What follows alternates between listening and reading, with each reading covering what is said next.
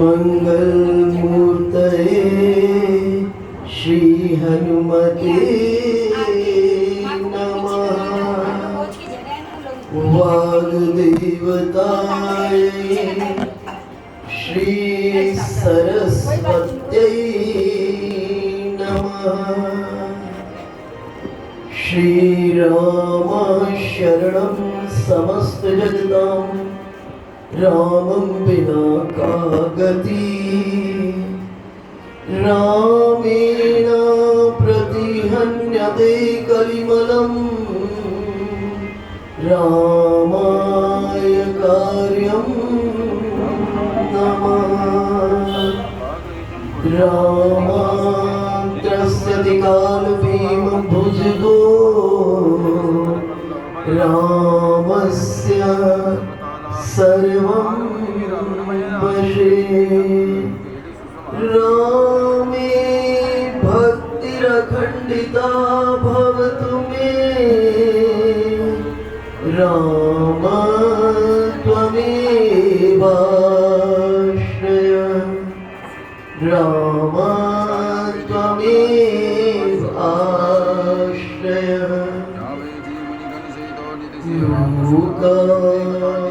लोकाभिरामं रणरङ्गधीरं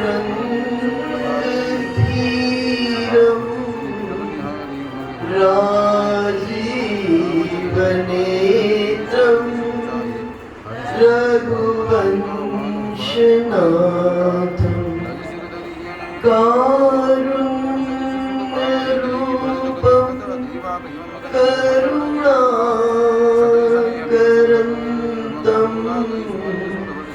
श्रीरामचन्द्रं शरणं प्रपद्ये।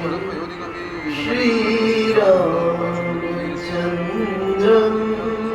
शरणं प्रपद्ये। मनोजवं मारुततुल्यवेगं जितेन्द्रियं बुद्धिमतां वरिष्ठं। वातात्मजं वानरयूथमुख्यं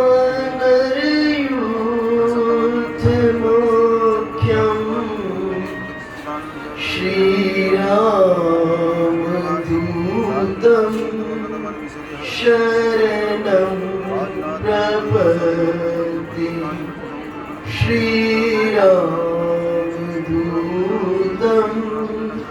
शरणं प्रपद्ये।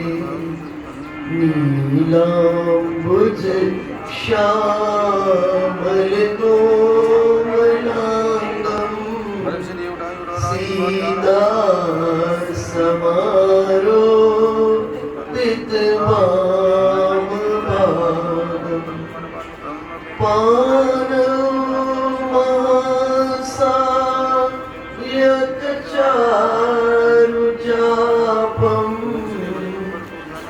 नमामि रामं रघुवंशनाथं। नमामि रामं रघुवंशनाथं। माता रामो मत्पिता रामचन्द्र। स्वामी रामो मत्सखा रामचन्द्र। सर्वस्वमे रामचन्द्रो दयालु। सर्वस्वमे रामचन्द्रो दयालु। नान्यं जाने नैव जाने न जाने। नान्यं जाने नैव जाने न जाने। श्री राम मनसा स्मरामि श्रीरामचन्द्र चरणं वचसा गृह्णामि श्रीरामचन्द्र चरणं शिरसा नमामि श्रीरामचन्द्र चरणं शरणं प्रपद्ये श्रीरामचन्द्र चरणं शरणं प्रपद्ये। मनोकामना सिद्ध नर पावा, मनोकामना सिद्ध नर पावा। जो यह कथा कपट तज गावा, रामायण सुर तर की छाया। दुख भय दूर निकट जो आया, सीताराम चरण रति मोरे। अनुदिन बड़ऊ अनुग्रह तोरे, आओ कछुनाथ चाहिए मोरे। दीन दयाल अनुग्रह तोरे, सिय राममय सब जग जाने। करहु प्रणाम जोरी जुग पाने, जोरी बानी बर मागहु रेहु। सिय राम पद सहज सनेहु, जोरी बानी बर मागहु रेहु। सिय राम पद सहज सनेहु। सीताराम राम सीताराम राम सीताराम राम राम, सीताराम राम राम।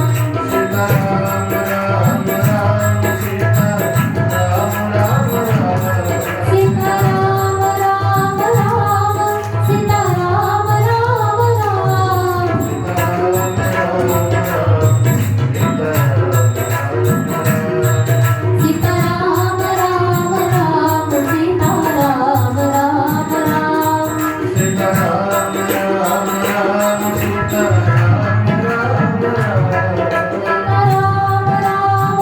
सीताराम राम राम सीताराम राम राम, सीताराम राम राम।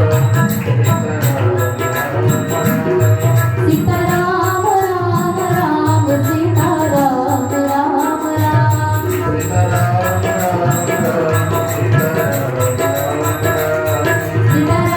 राम राम सीताराम सीताराम राम राम, सीताराम राम राम।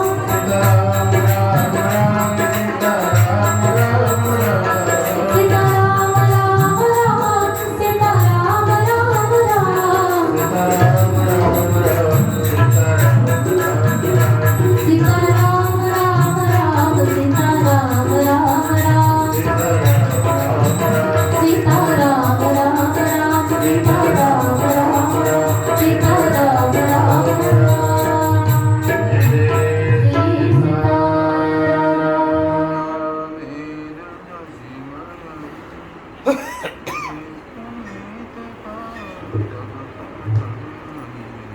अखिल कोटि ब्रह्मांड नायक परात्पर ब्रह्म, भक्तों के जीवन प्राणधन, भक्त वत्सल शरणागत वत्सल, अकारण करुणावरुणालय, आनंद कंद सच्चिदानंद, दशरथ नंदन श्री राघवेंद्र सरकार की शरण में मानस के माध्यम से हम आप सब चले। इस सभा में राम कथा में आए हुए सभी संतों के चरणों में मेरा कोटि कोटि नमन। और आइए अब हम कथा में प्रवेश करते हैं।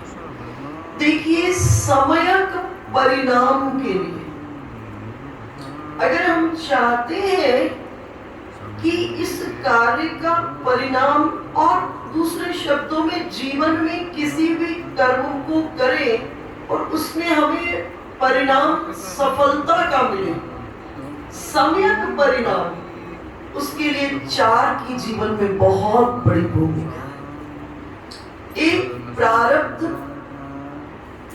दूसरा प्रयत्न, तीसरा प्रेरक और चौथा परमात्मा। ये चार पूर्णता में चाहिए, तब वो कर्म जिसको भी हम करने जा रहे हैं या सभी कर्मों की चर्चा कर ले, वो हमें सफलता जीवन में जरूर दिलाएंगे। तो प्रारब्ध पर तो हमारी कोई पकड़ है, वो तो हाथ से निकल गया है खेल। अब बचा प्रयत्न, प्रेरक और परमात्मा। ये तीन हमारे जीवन के भीतर में बचे। पर कई बार हम चाहकर प्रयत्न तो करते हैं, लेकिन उतना प्रयत्न भी नहीं हो पाता, उतना प्रयत्न भी नहीं हो पाता। तो फिर भूमिका किसकी बचती है? प्रेरक। एक गुरु, एक ऐसा प्रेरक जो जिस फील्ड में है उस फील्ड के लिए उसे प्रेरक की जरूरत है। एक ऐसा प्रेरक जो हमारे उत्साह को बढ़ाते। प्रेरक की भूमिका है जो हमारे कर्म में प्रवेश करने पर हमारी गति को बढ़ाते, जिसके शरण में पहुंचकर जो हमारी सुषुप्त ऊर्जा है वो स्वतः ही जाग जाए। इस प्रेरक की जीवन के भीतर में बहुत बड़ी भूमिका है। और उसके बाद सब कुछ है, प्रारब्ध भी है, प्रयत्न भी है, प्रेरक भी है, लेकिन परमात्मा नहीं है तो बात बनने वाली नहीं है। इसलिए जरूरी है, मैं कई बार इस बात को यूं कहती हूँ, इधर जो कुछ भी है, क्योंकि हम कई जन्मों के हिसाब किताब है, इसलिए इधर जो कुछ है उसकी ओर बिल्कुल मत देखना, पर इधर बड़ा सा प्लस का साइन लगा के परमात्मा को जोड़ लो। जीवन के भीतर में आनंद ही आनंद हो जाएगा। और हम आपसे गड़बड़ी यही हो जाती है, सब कुछ हम आप कर लेते हैं, लेकिन प्लस परमात्मा के समय में हम अक्सर थोड़ा विस्मृत हो जाते हैं। और विशेषकर आनंद के समय में परमात्मा की स्मृति जरूर रहनी चाहिए। आनंद के समय, सुख के समय में परमात्मा जरूर साथ होना चाहिए। सुख में हमारी स्मृति परमात्मा की जरूर बननी चाहिए। दुख के भीतर में वो अपने आप संभाल लेंगे, अगर सुख के भीतर में हमारी स्मृति ठाकुर जी की और है। इसलिए कोशिश करें, ज्यादा अलग से मुझे तो अभी तक जीवन में नहीं समझ आया ज्यादा कुछ करने जैसा है इस संसार में। बस इस संसार के भीतर में होश में रहने की जरूरत है। करने जैसा कुछ नहीं है, परंतु होश में रहने की जरूरत है, प्रतिपल होश में। और अक्सर इस जगत के भीतर में हम बेहोश हो जाते हैं। इससे जरूरत क्या है? सजगता। अध्यात्म के जगत में सजगता। आपने नाम सुना होगा पीपाजी महाराज का। भक्तमाल में एक राजा है जिनकी कथा है, पीपाजी राजा है, उनका नाम पीपाजी। बहुत बड़े सम्राट हैं। वृंदावन आए। देखो होश का किस प्रकार से होश की भूमिका है। वृंदावन आए, कहां से ज्ञान प्राप्त कर लिए? एक सफाई कर्मचारी झाड़ू लगा रहे थे और उसने क्या बोला? एक तरफ हो जाओ। इतने से ज्ञान प्राप्त हो गया, कुछ और जरूरत नहीं हुई। उसने सिर्फ इतना ही कहा, एक तरफ हो जाओ। पीपा जी सोचने लगे, मैं तो एक तरफ हूं नहीं। और उसी समय यू टर्न हो गया जिंदगी में। उसी समय, ज्यादा देर नहीं लगी, उसी समय यू टर्न हुआ जीवन के भीतर में और सीधा पहुंचे रामानंद जी महाराज के पास। और रामानंद जी किसी से मिलते नहीं थे, तो रामानंद जी के पास जाकर के सेवकों ने कहा कि महाराज आपके दर्शनों के लिए कोई आए हैं। तो रामानंद जी ने पूछा, उनसे पूछिए कौन आए हैं। तो पूछा आप कौन है? बोले उनको बोलिए पीपा जी महाराज। सेवकों ने जाकर कह दिया पीपा जी महाराज दर्शन करने को आए। रामानंद जी गए, यहाँ ब्रज में एक ही महाराज है, ये दूसरे कौन है? मेरा तो उनसे परिचय ही नहीं है। और अपनी गलती का एहसास हुआ, एक तरफा जाने का तो सोचा मैंने, लेकिन अभी मैं तक तो बचा हुआ है। मैं उस दिन भी चर्चा की थी आपसे, वस्तु को छोड़ने पर वस्तु तो छूट जाती है लेकिन मैं बच जाता है। वस्तु तो छूट जाती है लेकिन मैं पना बच जाता है, उसके प्रति का राग बच जाता है, उसके प्रति की आसक्ति बच जाती है। और यही राग और आसक्ति जीव को जीवन के भीतर में कष्ट देती है। इसलिए सनातन धर्म ने विषयों को छोड़ने के लिए नहीं कहा है, सनातन धर्म ने विषयों के चिंतन को छोड़ने के लिए, विषयों के भोग की मनाही नहीं है आपको, पर विषयों के चिंतन पर टोटल ठाकुर जी ने बैन लगा दिया। चिंतन परमात्मा का होना चाहिए। और पीपा जी क्षण के भीतर में रुंड मुंड होकर के लंगोटी पहनकर पहुंचे। अब पूछा, कहे दर्शनों के लिए आए हैं। रामानंद जी ने कहा फिर पूछ किया कौन आए हैं? बोले आपका दास।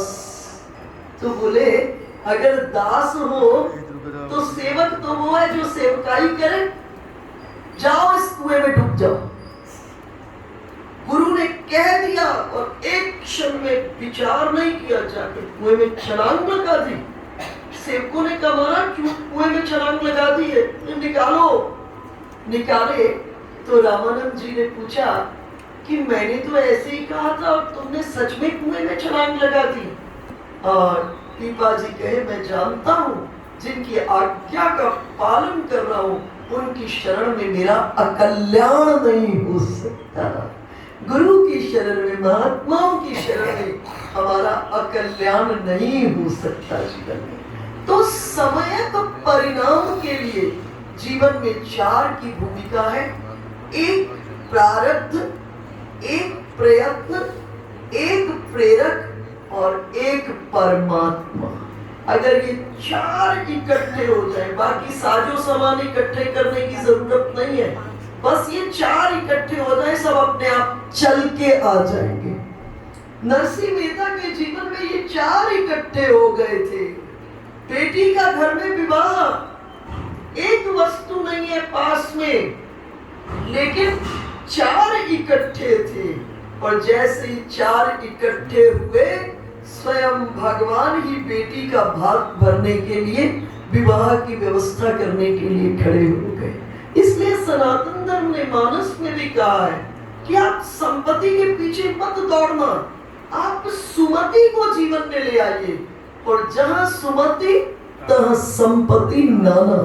अपने आप संपत्ति आपके जीवन के भीतर में आकर के खड़ी हो जाएगी। बस सुमति जीवन के भीतर में हम आप ले आए। आइए राम कथा में हम आप प्रवेश करते हैं। कल हम चर्चा कर रहे थे श्री राघवेंद्र सरकार के साथ सीता जी का जयमाल का रस्म हुआ। यहाँ एक संत जी बड़ी मधुर कथा, हमारे ब्रज में बहुत समय उनका वास रहा, अब शरीर छूटा नहीं, अब शरीर छूट गया है। राजेश्वरानंद जी महाराज अद्भुत, उतना बड़ा मैंने शैली में कहानी को कहते हुए, कथा के भाव को कहने वाला वक्ता ही नहीं देखा अपने जीवन में। इतना मधुर कथा के भाव को एक्सप्लेनेशन करना। मैं तो खैर कथा कह ही नहीं पाती हूँ, ईमानदारी से कहूँ, मैं सिर्फ दर्शन पर बोल सकती हूँ, क्योंकि दर्शन ही मेरे जीवन का विषय रहा। तो हम तो कथा के अंदर जो दर्शन छुपा है उसको खोजते।